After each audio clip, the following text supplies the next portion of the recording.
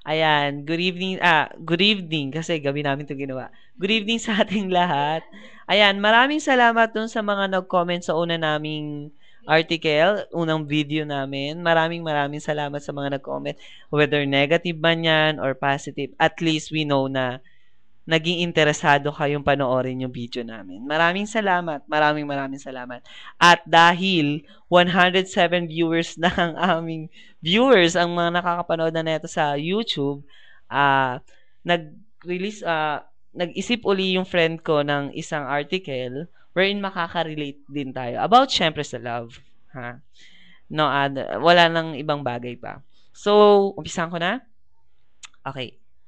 Maling akala ni Pamela De Juan. Wow. One smile, then I die. Tama ba? Akala mo meron pa, yung pala wala na. Ha? By Parokya ni Edgar. Minsan, hindi maiiwasan ng bawat isa sa atin ang magkaroon ng maling akala. Yung tipong akala mo mabait siya, yun pala kasing sama siya ng professor. Kasing sama siya ng terror niyong professor. O kaya, kala mo masungit siya, yung pala, dog lover siya, kaya love ka din niya. De, joke lang. May mga pagkakataon na yung akala natin ay nagdudulot sa atin ng positibo at kadalasan ay negatibong outcome. Sa buhay natin, minsan dahil sa mga maling akala, napapanatag tayo. Kung yung iniisip nating negatibo sa kapwa natin ay hindi totoo.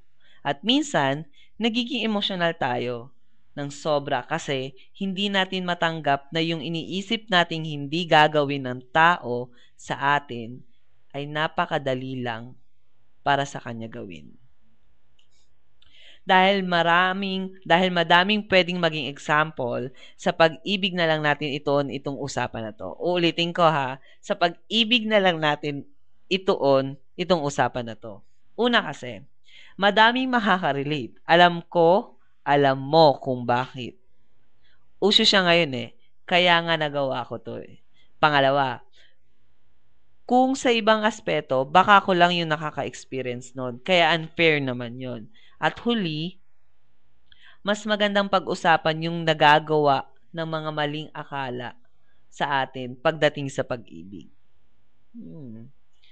May mga taong hindi ganun kagaling sa pag-aanalisa ng tao. Siyempre, hindi naman tayo lahat BS Psychology ang course. Yun yung mahirap. Hindi mo alam sinong pagkakatiwalaan. Lalo na puso mo yung ibibigay mo. Ito yung feeling na nasaktan ka na dati at naghahanap ka ng magpapaligaya sa'yo muli. Tapos, may dadating sa buhay mo. Sa kanya mo na itutuon ang pagmamahal mo at gusto mo nang ibigay sa kanya ang inaayos mong puso. Napaka-sweet niya. Ika mo nga. At nakikita mo ang sarili mo sa kanya. Paanong nakikita? Sabihin na nating sinasabi niya sa iyo na iniiwan daw siya lahat ng minamahal niya. Walang nagtsatsaga sa kanya, kaya lagi siyang broken. Ganon. Tapos effort kung effort siya. E di ikaw naman si Uto-Uto, nagtitiwala sa kanya, inaakala mo na lahat ng sinasabi niya totoo. Tapos dumating na yung time na ready ka na. Gusto mo nang maging parte siya ng buhay mo. Tumalon ka na mula sa pinakamataas na building at ini-expect na nasa baba siya para ikay saluhin. Kaso, nung malapit ka na sa kanya, konti na lang mahuhulog ka na mapunta sa kanya, nakita mong umalis siya. Kasi may nahulog ding babae sa gilid niya. Inuna niyang saluhin yon. Hindi niya naisip na nahuhulog ka din at kailangan mo nang saluhin. Kailangan mo na saluhin ka niya. Ano nangyari? Nahulog ka nga. Hulog na hulog. Ang kaso, may sumalo ba? May matapang bang sumalo sa'yo? May mabait bang hinintay ang pagbagsak mo? Wala. Ang masakit pa doon, nakita mo kung paano niya sinalo yung ibang babae at kung paano kanya iniwan sa ere. Ang sakit, di ba? Parang gusto mo nang mamatay na lang. Sobrang sakit. Sana di ka na lang nabuhay pagbagsak mo. Sana di mo na lang nakita kung paano kanya ginago. Sana hindi ka na lang nagtiwala. Sana hindi naging mali ang iyong akala. Sana. Ang daming sana, no? Kailangan mo siguro ng genie sa mga panahong yan. Kaso, 3 wishes lang. Paano yan? Ang mahirap pa, maghanap ka ng lampara. Teka, nakakalakad ka ba? Marahil hindi. Siyempre, sasabihin ko na naman sa'yo, okay lang yan, ganun talaga sa mundo. Maraming naaaksidente, napapahamak, at lahat sila dahil sa maling akala.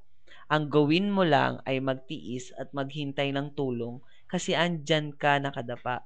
Hindi maglalakad o hindi makalakad at naghihinagpis. Pero sisigawan mo ako na, sira ka pala eh. Anong okay lang? Ang sakit kaya. Hindi lang isang balde ng luha ang lumalabas sa mata ko. Kung pwede lang, dugo na para maganda effect. Maganda effect ng niluha ko. Hindi mo alam kung gaano kasakit. Kaya wag mong sabihin na okay lang. Dahil dahil hindi ikaw yung nasa sitwasyon. Hindi ikaw yung nasasaktan. Hindi ikaw yung nahihirapan.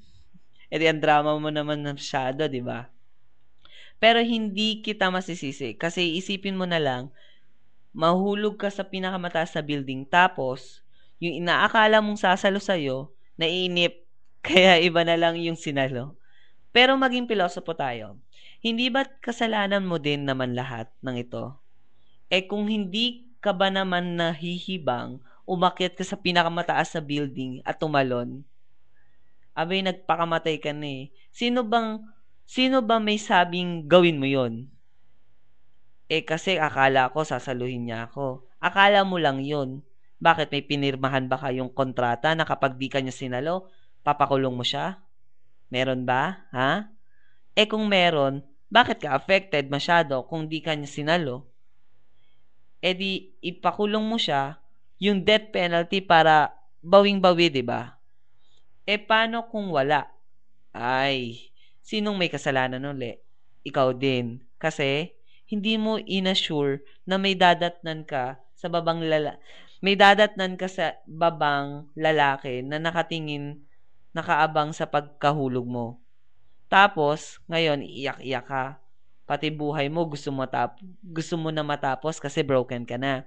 Broken na broken, pati buto. Ang sakit naman nun, sobra, no?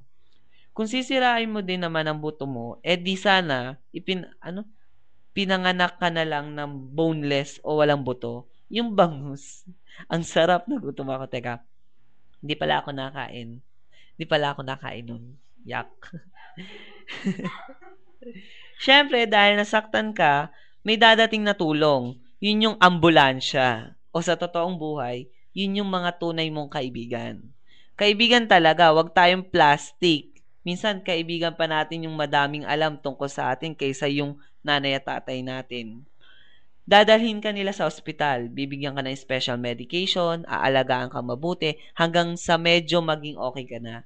Tapos, syempre may interview yon. Anong nangyari? Bakit mo ginawa yon? Sinong salarin? At dahil doon, ang ambulansyang tumulong sa'yo para ikay gumaling, naging pulisya upang dakipin ang nagpaasa sa'yo. Kumbaga, hindi sila titigil hanggat walang hustisya ang nangyari sa'yo. Ang sinasabi ko lang dito, masaktan ka man ng sobra, may mga kaibigan kang andyan para ayusin ka. Minsan nga sila patong OA, overacting. Kung makareact akala mo sila yung nasaktan. Kaya wag mong didibin yan. Sabi nga, may likod ka pa. Okay lang talagang masaktan. Normal yan sa tao. Okay lang din mag-akala ng mali. Dahil kahit manghuhula, nagkakamali din. Okay lang umiyak ng umiyak. Desisyon mo yan Kaninong mataba yung namamaga. Aber, after, okay lang lahat yan. Lahat ng yan. Dahil may mga taong nagmamahal sa'yo, kung masama man ang naging epekto ng maling akala mo at sobra kang napahamak, huwag kang magsisi kasi experience din yun, no? Eh di, may alam ka na kung paano kilatisin ang tao bago mahulog. May mga steps ka na rin na isip kung ano dapat gawin para malaman kung totoo man yung nakikita, naririnig mo.